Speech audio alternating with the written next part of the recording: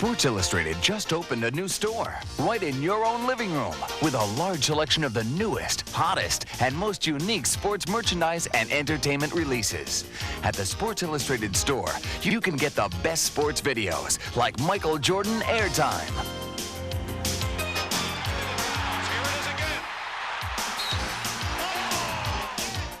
Plus quick access to championship tapes featuring the Super Bowl, the NBA Finals, the Final Four, and the World Series. There's also high-quality, authentic sports merchandise, the real stuff from NFL Pro Line, NBA Authentics, and Major League Baseball's Authentic Diamond Collection. Our sports collectibles feature the original 1954 first issue of Sports Illustrated, as well as signed SI covers from some of the biggest names in sports. Plus, there's also the latest SI book releases. It's sport shopping the easy way.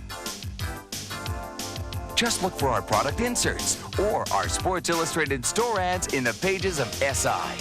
To order, call toll-free 1-800-274-5200. You a sports fan? Then you know what this is. All the games you're missing. How'd the Chiefs pull ahead? How'd Seattle blow out the Nuggets? Well, with DirecTV, you see the action, not just the scores. NFL, NBA, college, hundreds of games you probably couldn't get before. Games only on in other cities. Hey, you want numbers? Get a newspaper. You want sports? Get DirecTV. For your DSS 18-inch dish and DirecTV, see your RCA dealer.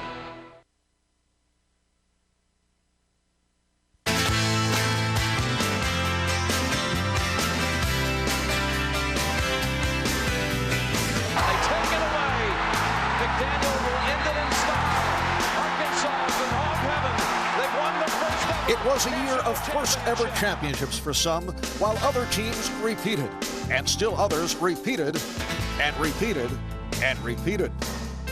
It was the year owners and players fiddled, while fans burned. Ball hammers into deep right center field. Oh, my good God, and the Indians win it. Won't forget these days. Won't forget these days. And I'll never find out. Won't forget these days. Won't forget these days. Looking right, firing a pass that, a leaping grab, Willie Davis, touchdown, Montana Magic! Line to right center, hanging, diving, oh baby, what a catch! Some stars said goodbye when they were good and ready, while others left the scene before their time. Perhaps we'll best remember this as the year Agassi met with ecstasy, the year the world came to America. And for that one last chance lap that finally made a winner of the kid from Wisconsin. Murray going in! He scores!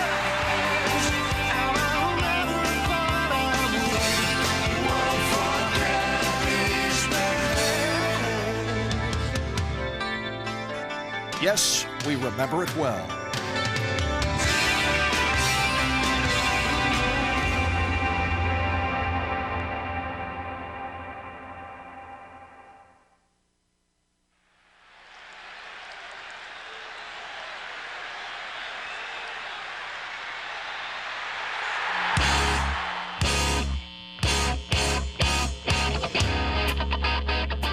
"28 teams, 235 games.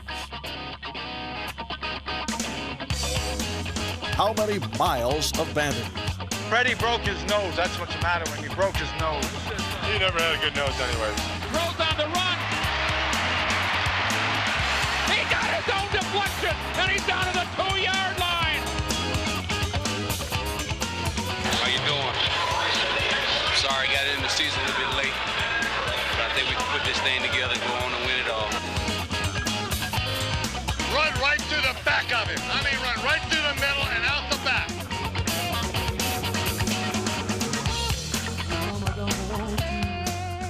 I enjoy hitting. Only only thing I wanted to be known when I left the league is a big hitter.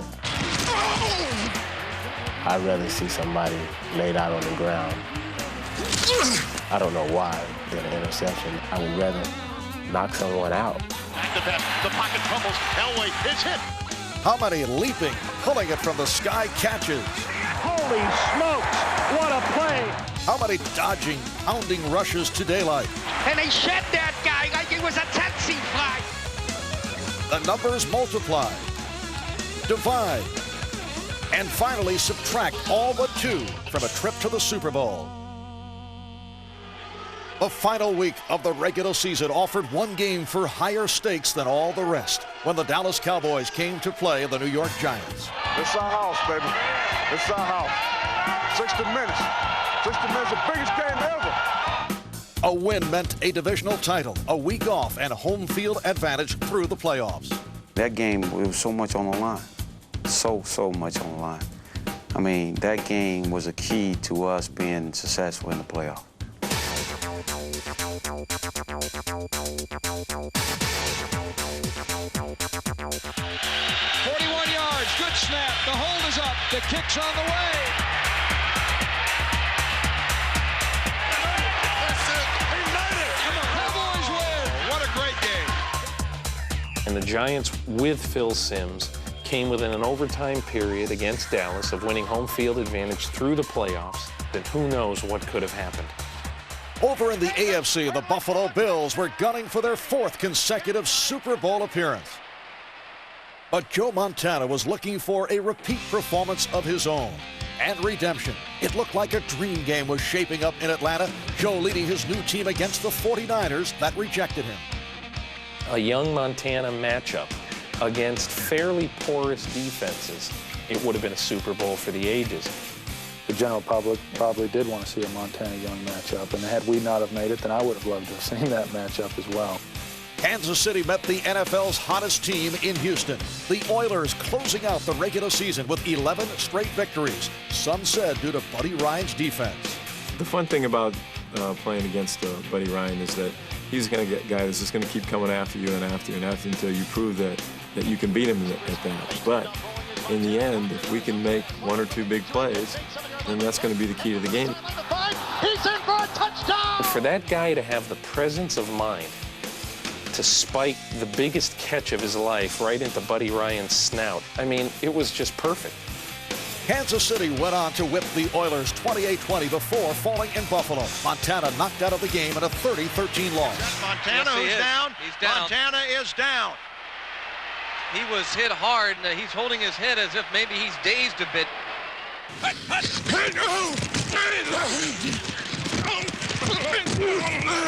And the 49ers met with ruin in a 38-21 Dallas win that set up the Super Bowl rematch. And a handoff to Smith coming right behind. Easy touchdown, Emmitt Smith. Whoa, woof. So once again, it was America's team against America's nightmare. But if the Bills were thinking about their annual appointment with failure, they weren't showing it. For a while, it looked like these Bills were due. The kick is on the way. This one is sailing, and it is good. I thought Jim did an outstanding job in the first half of being patient and coming underneath to his secondary receivers and really taking what the defense was giving them. Buffalo played us in the first half by the best as they could possibly have played us. Unfortunately, there is 2 halves of a game. It's off to Thurman, and they grab him, and he fumbles the ball, and it is picked up by the Cowboys. They run it back to the 35, the 30, down to the 20-yard line, in the clear, at the 15, down to the 10, down to the 5, and in for the touchdown goes James Washington. The fumble really kind of broke their back. It definitely sparked the fire in our team and also opened our eyes. Eyes open and legs turning, Smith contributed the Cowboys' longest drive of the game, accounting for 61 of 64 yards and a touchdown, and a 20-13 Dallas lead. We ran probably 2 plays that whole time, and it just worked perfectly. And sometimes I didn't even follow my blocks. I just ran and just ran. Touchdown, Emmitt Smith!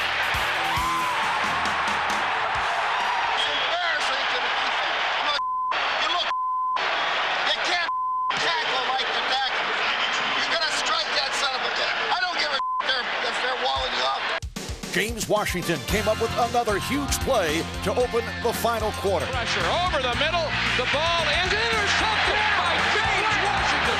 Where did he come from? He stepped in. There was plenty of time left, but the Bills were done.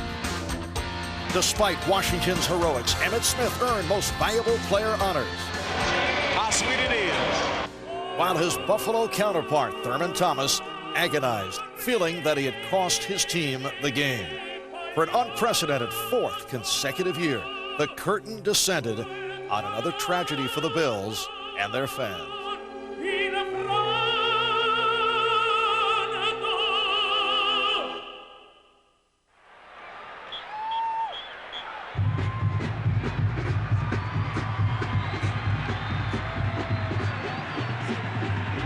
This was the year it was supposed to be different. I don't know. We'll just have to see. We got the same number of losses. This was the year that would finally settle this who's number one thing once and for all. And we beat this team to beat Notre Dame, to beat Florida State. This was the year it turned out all wrong yet again. I think that we ought to be national champion. Most other sports, we have a hard and fast answer at the end of the season. College football is unique because we get to argue it for the next year.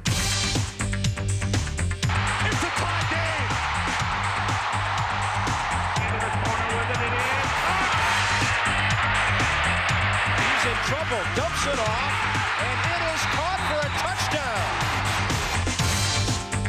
Every college football season ends with the promise of a new year and the hangover of unresolved endings. This season's unfinished business started in South Bend, Indiana, in a little contest they decided to call the Game of the Century. The ball is loose, and Notre Dame has it. Dives for a touchdown.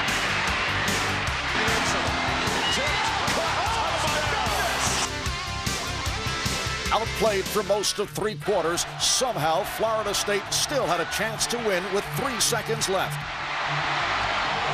Knocked away. Sean Wooden. Notre Dame wins 31-24. The celebration was over only a week later when 17th-ranked Boston College stunned the newly anointed number one despite a late Irish surge. Yeah! Touchdown, Dawson! They managed a miracle. You know, they managed an absolute, unthinkable, unforeseeable miracle.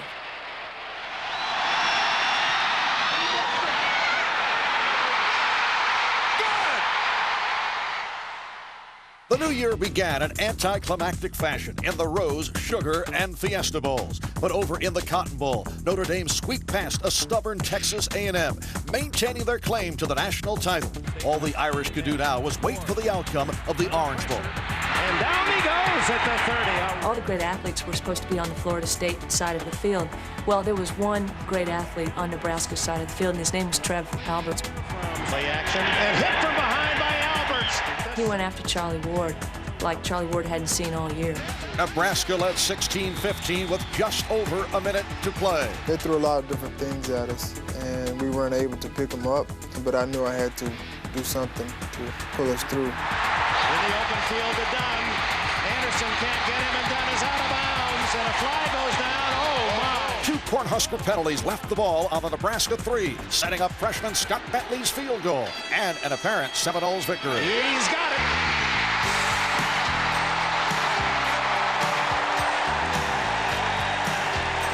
But Florida State coach Bobby Bowden had left too much time on the clock, and Nebraska's Tom Osborne took advantage. And Bell tackled with 1 second to go. No, they didn't stop the clock soon enough. Despite a premature celebration by the Seminoles, Nebraska still had one more chance for victory. There's 2 seconds left for Nebraska, and certainly the game was not over. Oh, what agony for both of these coaches.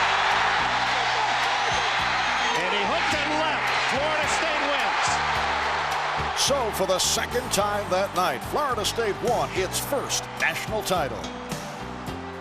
You know, then we come to find out that a number of Florida State players were involved in accepting some goods and perks that aren't permitted to college football players. They're confronted with some potential very serious violations of NCAA rules. Heisman Trophy winner and All-American Charlie Ward wisely steered clear of any involvement but remains affected by the aftermath.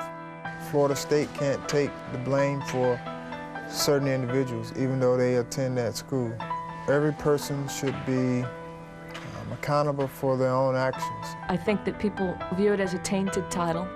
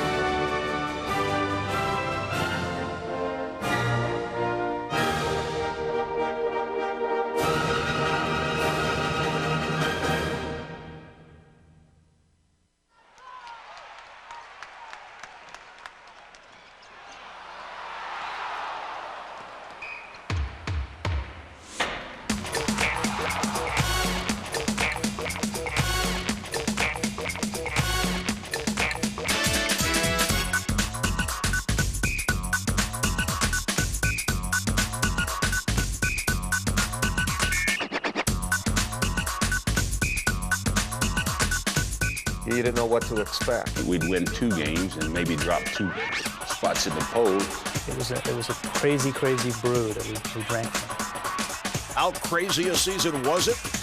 Indiana coach Bobby Knight headbutted his own player. Wise old Temple Owl John Chaney threatened homicide against his counterpart from UMass. On the court, it was just as hard to make sense of things. It seemed as though everyone got to try the #1 ranking on for size, although some enjoyed the fit for only a week. This year's NCAA tournament was wide open. It's called March Madness, and it's crazy. Right from the tip-off, it was time to round up the usual upsets. But it was over in the East bracket where Boston College really put the madness into March, shocking the #1 seed defending champion North Carolina. Wallace with a 3. Not the one that Dean Smith wanted to take the shot. BC is a winner. The Eagles would pull off another stunner, sending Bobby Knight's Hoosiers home early. In a battle of the baggiest trunks in college basketball, Arkansas beat Michigan to advance to Charlotte, much to the delight of their #1 fan. And Coach Mike Krzyzewski led his Blue Devils into the Final Four once again, his 3rd championship game in 4 years. We're playing them in their backyard, and they've already been there many times. And I'm saying to myself, can we win this thing all the way? We knew that Arkansas would come after us defensively very hard. They were deeper and a little bit more athletic, more physical than we were. Beautiful block by Hawks. Grant Hill fell right on his rump. He has to come out of the game or Mike Krzyzewski has to call a timeout. Grant Hill got up off the carpet and continued to play just about as well as he could. Lang open. Beautiful passing by Hill. The Hawks quickly asserted themselves, executing all facets of their game and working the ball inside to Corliss Williamson. when we were able to make some shots, the floor opened a little bit better. And as the floor opened, Corliss becomes very dangerous. And it's very difficult to pay attention to guys when you got to pay attention to Corliss Williamson.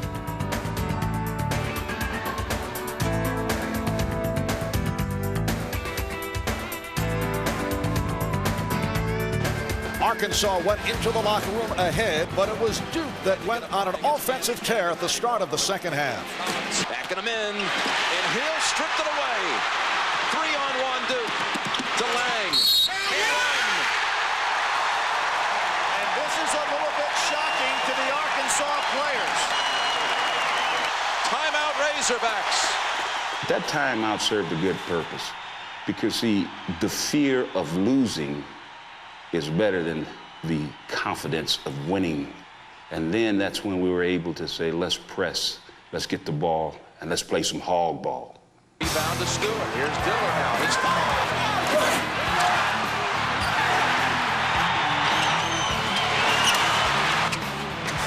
Over the next 9 minutes, the Hogs outscored the Blue Devils 21-6, led by a defense that forced higher turnovers and wore down Duke's key players, especially All-American Grant Hill. Grant just got beaten down. Arkansas kept alternating very good defensive players, physical players on him. I think it took its toll on Grant. Despite his fatigue, Hill managed one last great effort. Now he goes for the tie. 70-70, 1:20 to go. Knowing that he's so tired, I thought it was one of the great plays he's had at Duke. I just didn't think he was capable of hitting a shot like that. When he did, I thought we were going to win. A swarming Duke defense forced the Hogs to work the ball around for an opening, finally ending up in the hands of Scotty Thurman. The shot clock, Thurman beat it. Oh, he got it, three-pointer. Huge arch on that. He had to do it to get it over Lang's hands. Whether they blocked the shot or he didn't get it off, Scotty was just going to take the shot. Great defense, Arkansas. They take it away. McDaniel will end it in style. Arkansas is in hog heaven. They've won the first ever national championship. Corliss Big Nasty Williamson voted the Final Four's most outstanding player and led Arkansas to its first national title. Maybe the sanest result of this crazy college basketball season.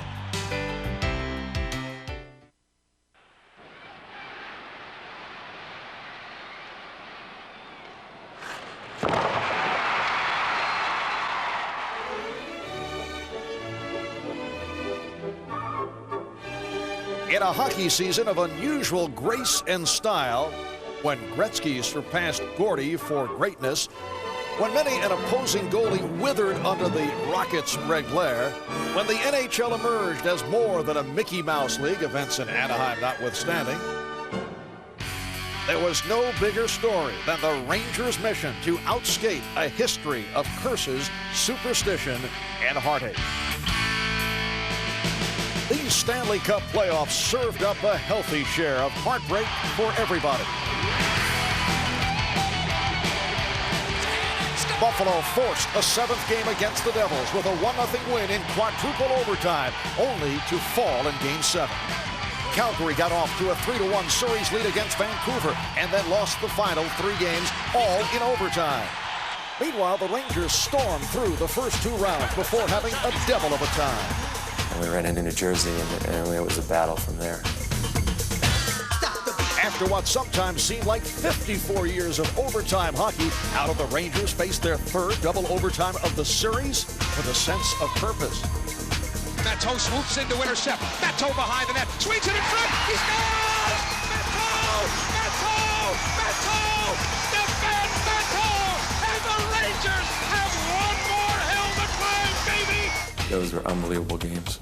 Over in the Western Conference, the Vancouver Canucks continue to surprise everybody thanks to an immovable object in front of the net and an unstoppable force behind the puck. Kirk McLean and Pavel Bure had led their unlikely team to the finals. Having already beaten the best the NHL had to offer, surely New York had all but won the cup. You gotta believe, you gotta be kidding, these were still, after all, the New York Rangers. Scored! The Vancouver Canucks have won it in overtime, 3-2. briefly became a showcase for two of the best talents in hockey. The other players were beginning to melt into the background. It really was, it was Bure and Leach. They were transcendent. Leach looking for help, comes to center, Bure! Pavel Bure! Hooked down! Will it be a penalty shot? Yes! Bure picked up the puck, and somehow Brian was the first guy back to get a hold of him, but I didn't expect anybody to catch him. Fastest guy in the league gets a couple steps on me, and he's gone, and I just had to haul him down somehow. Never has been a penalty shot goal in the Stanley Cup. Bure has got to be unrivaled in terms of speed. One of the fastest players in the league, just absolutely explosive. I think he has an unparalleled burst. He's a guy, as a goaltender, you really have to keep your eyes on. He's literally the last guy you want to be facing on a penalty shot. Here comes Bure against Mike Richter. Saved by Richter! The key thing with him is speed, and I just tried to match that speed as well as possible. The Rangers went on to a 4-2 win and a 3-1 series lead. He fakes, come on, score! The Rangers had their first ever opportunity to win the Cup on home ice in Game 5, but finally fell in a wild third period that tied a Stanley Cup Finals record with 8 goals scored. It is 6-3 Vancouver. A tired New York team faltered in Vancouver, and the Rangers were forced to play one more game.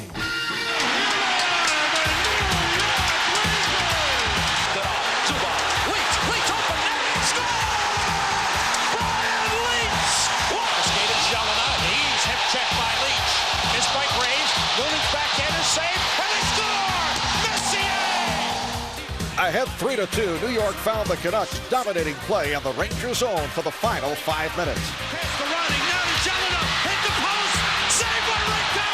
Finally, the clock ticked off the last remaining seconds of the Rangers' cursed legacy.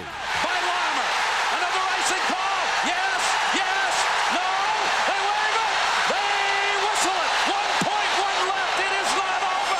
It certainly seemed to me that the game was over, and Brian and I looked at each other, and he said, "Do you believe it? We won the Cup." I put a big bear hug on him, and I feel someone else jump on me, and I'm waiting for this big pile of people to knock me over.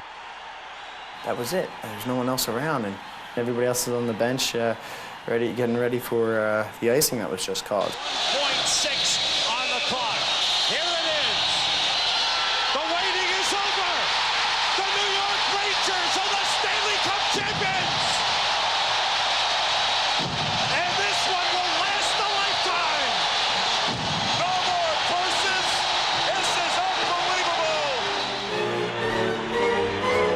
That's why you put the skates on when you're a little kid. It's something you dream about all the time.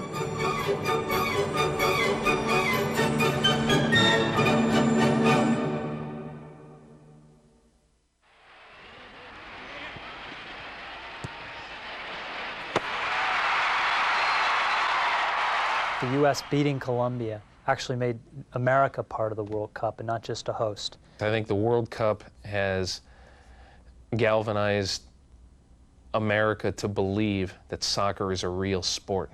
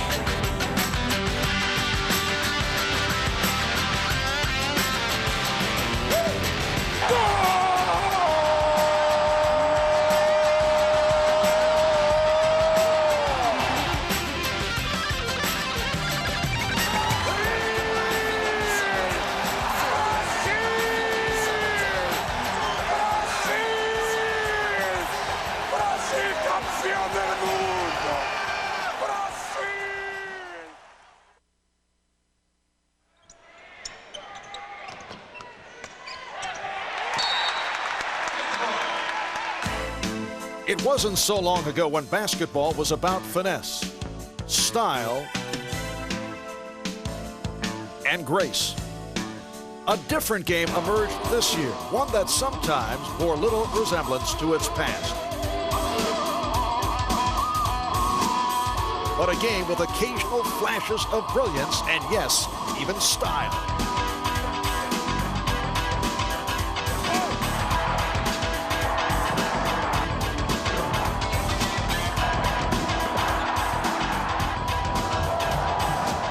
For the first time in about 15 years, there was no great star that kind of transcended the game. No Magics coming down and making no-look passes. There was no one gliding to the basket. There weren't as many Jordans out there. When you thought of Chicago with Michael Jordan and Scottie Pippen, you thought of grace and elegance and style. You think of the New York Knicks, you think of bruising defense.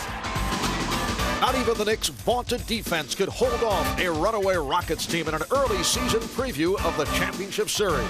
New York was Houston's 15th straight victim as the Rockets won 22 of their first 23 out of the gate.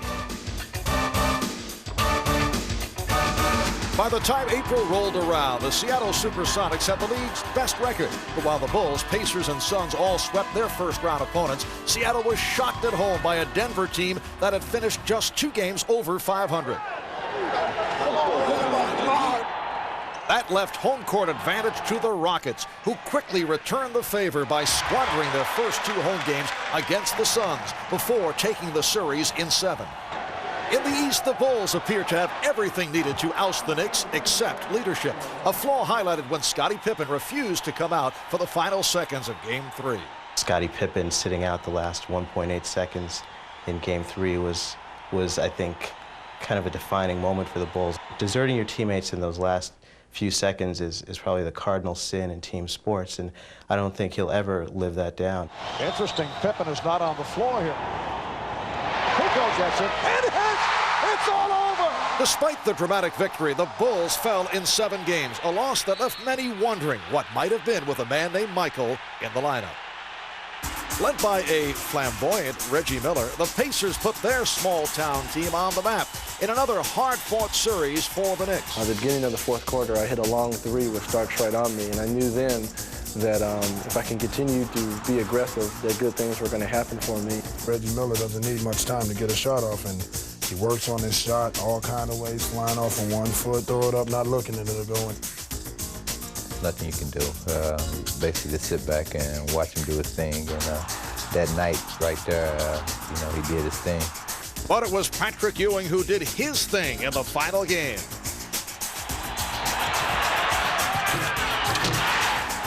Ewing's dunk was the final nail in the coffin for the Pacers, and it was really the crowning moment in that series for both Ewing and for the Knicks. Houston's 5-game win over the Jazz set the stage for another battle between 2 of the premier big men in the league. Patrick and I have been a rivalry from college. I lost to him 10 years ago.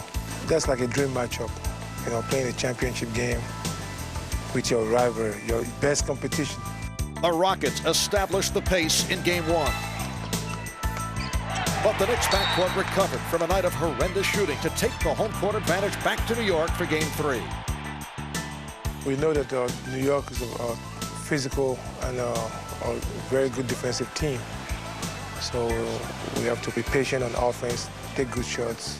With all the focus on the Olajuwon Ewing matchup, a mere rookie would for a moment at least rise to eclipse both stars. There's Cassell for 3! I think the whole building knew that Akeem was going to get the ball at that particular time.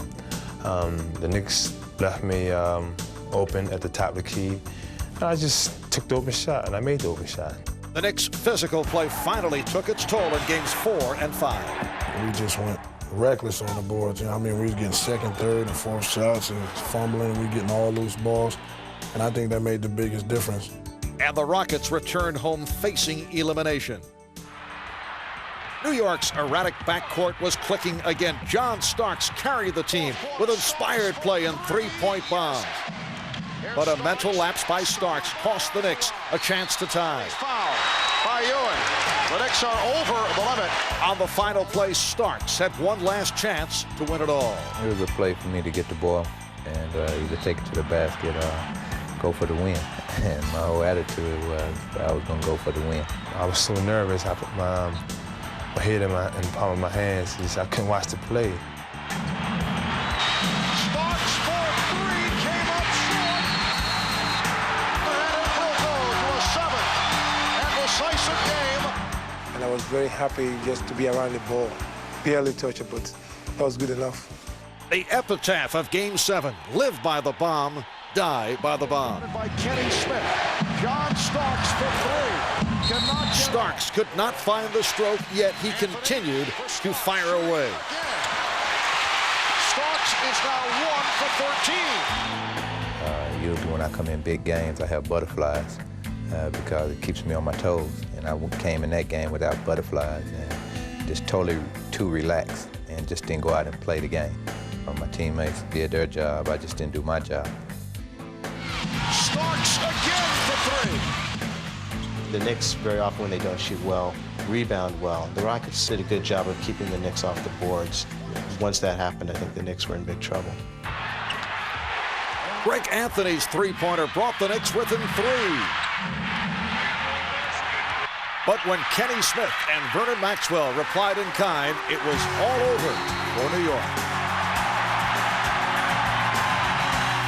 Olajuwon added championship MVP to his Defensive Player of the Year and regular season MVP laurels to stand alone in history. His long journey ended amidst the fanfare of Houston's first ever championship parade.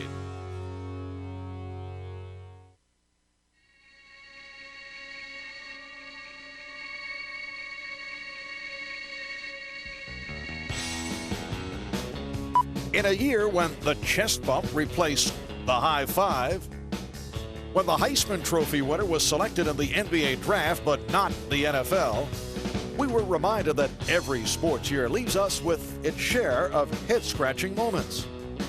Michael Jordan began the year believing he could play baseball.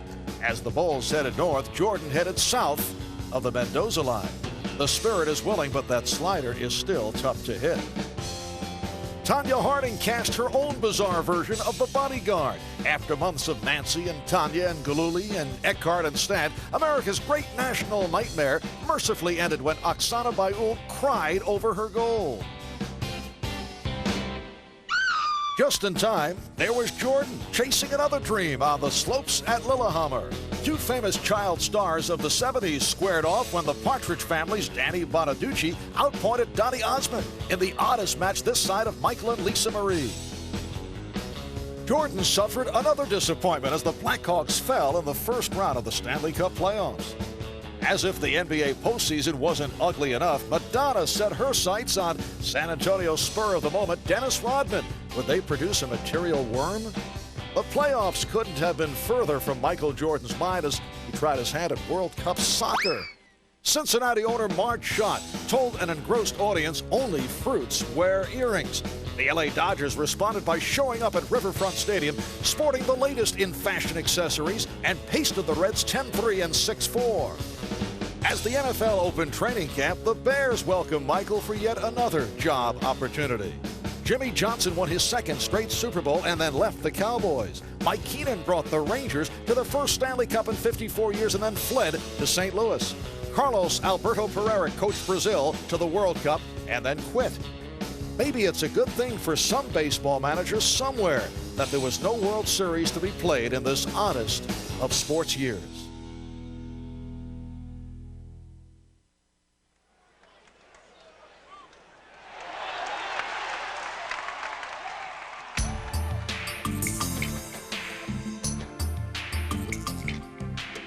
Somebody somewhere feels that we won't stick to our guns, and it's just not going to happen. The only thing that we have insisted on is that there be an economic system in baseball which permits the owners to know what it's going to cost them to play ball. I think we saw systems similar to that in a European country where a wall fell down and it didn't work. We can talk about the history and the agony and the torture of all this. All that's true, but it doesn't mean anything anymore. To me, I just picked a bad year to have a good year. Griffey and Thomas, Bell and Bagwell, Matt Williams, Tony Gwynn, the Yankees in Cleveland, the Expos, and even the Texas Rangers all called out on a single strike. Early in the season, such a calamity was unthinkable. What many considered the greatest collection of young stars in decades was chasing some of baseball's most luminous records and each other.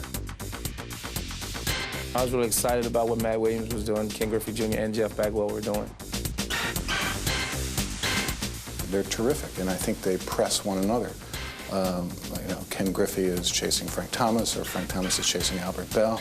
Jeff Bagwell has Matt Williams to shoot for. Hey, we're going to push each other to the limit, and that's what happened this season. It was a beautiful thing. Beautiful? Not if you're a pitcher. Carl Chuffy Rhodes of the Cubs with 5 career home runs, hit 3 more on opening day. Just days later, the Dodgers demolished Pittsburgh 19-2 with Corey Snyder. Yes, we mean Corey, not Duke, hitting 3 homers. 186 homers launched in the first week of the season. Was the pitching that poor? Not if you count the 2 no-hitters thrown in baseball's first month of play. But only Lone Ranger Kenny Rogers found perfection in this imperfect season, setting down 27 straight against California. Greer there, he's got it, a perfect game! Oh, baby! Kenny Rogers pitches the 11th perfect game in Major League history. In Cleveland, a new ballpark, a new attitude, and a trio of young stars pushed the Tribe to an 18-game win streak at home. But despite that breakneck pace, the white-hot Sox made it difficult to keep up with their formidable quartet of starters, and one big, big hurt. When I'm stepping into that batter's box, they know I'm there. As Frank hammers this one into right center field, get up, way back, it is gone! Uh-oh, way back, get up, it's gone! 3-run homer, the big hurt! As one opposing player remarked, pitchers shouldn't be left out there alone with him. It wasn't all greatness. Over in the woeful West, the Rangers clung to a 3-game lead at the All-Star break, despite their 42-45 record. But demonstrating how the West was wonderful was the kid they called Junior. Whoa! He decided to challenge him, and that was not a good idea. There's a shot. Center field, Ken Griffey going back. He makes a terrific over-the-shoulder catch. Griffey is he's in a league of his own. Junior with a high drive to deep right field. Gone! For one player to have that kind of impact, that's pretty damn good impact. You say that about Griffey, but here comes Frank Thomas. Here comes Albert Bell. Here comes Matt Williams out of nowhere. One guy in each league going for a Triple Crown, that just doesn't happen. Over in the National League, the heavily favored Braves were being left in the dust by the no-name Expos. While in the Central and West, the assault on baseball's record book continued. My theory is if he comes in that box, I know I can hit it. A hitting machine named Tony Gwynn made a serious bid to become the first man since Ted Williams to hit 400 over a season. That guy can flat out hit. Houston's Jeff Bagwell and the Giants' Matt Williams hammered away at Roger Maris's single-season home run record. Frank and Jeff Bagwell were going for it, and it was within reach. And Ken Griffey with all the home runs, and Tony Gwynn going for 400. Baseball had the whole country sitting on the edge of its seat. And Bonds hits it high and deep to right field. And this baby is gone. Just like that, on August 12th, the players struck, and the death knell sounded for the season, for the record pace, and for the first time since 1904, the World Series. I would love to see the game be played out to its conclusion, to see how many home runs Matt Williams hit, to see if Tony Gwynn could hit 400, to see if anybody could win a Triple Crown. All those guys were having great years. No, that's a shame. I really believe this was our year to be in the World Series. And I'm just pulled right from under us. I don't think there are any good guys in this. It's like the old Buffalo Springfield song, nobody's right if everybody's wrong. And everybody's wrong here. Gone were the hopes of the long-suffering Tribe, and the hopes of players like Don Mattingly, baseball's long-burning star, having never brightened a postseason. Gone too were the dreams of baseball fans around the country for a moment like the one that ended last year's World Series. Well hit down the left field line. Way back and gone! This used to be, after all, what baseball was all about. After the lights went out on baseball, the start of the hockey season was put off in another labor dispute. A strike or lockout almost derailed the NBA as well, while in the NFL, players grumbled about a new deal that sent some veterans into forced retirement. This is a day of almost overwhelming sadness. As sports in '94 moved from the playing fields to the courtrooms, some of the greats decided it was time to say goodbye.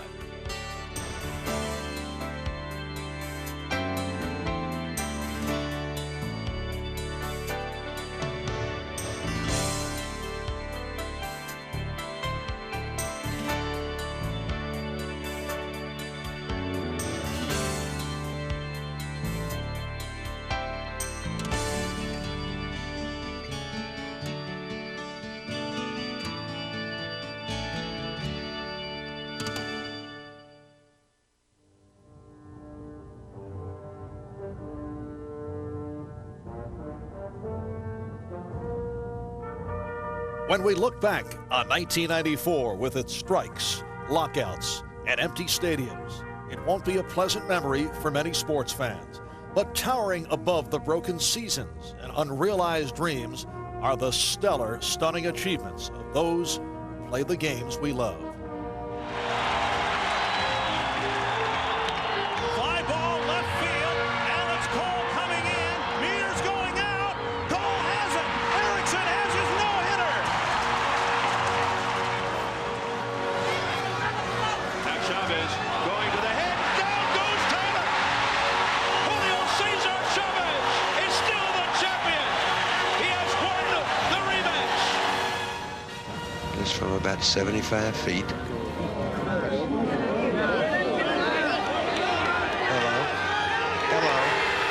Can you believe it?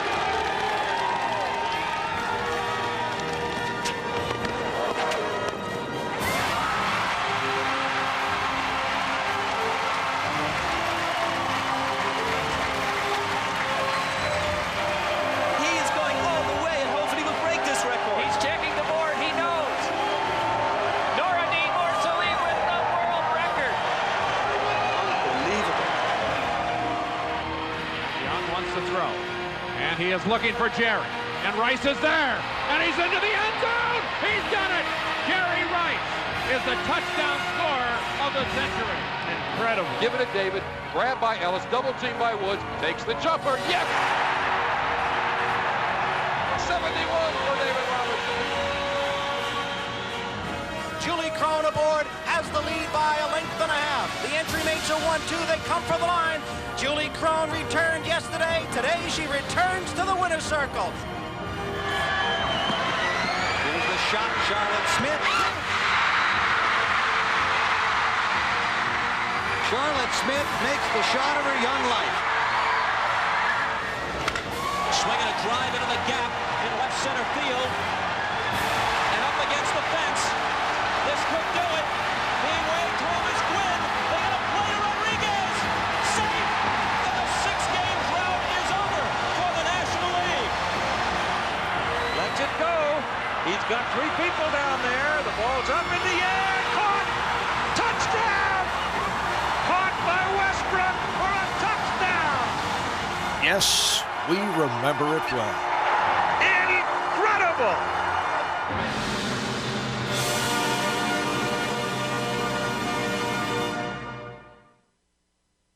If I had to pick one moment that I'll remember all year, or for probably years to come, it's Jansen after he finally won his race. Michael Jordan retiring, and Michael Jordan coming to play baseball.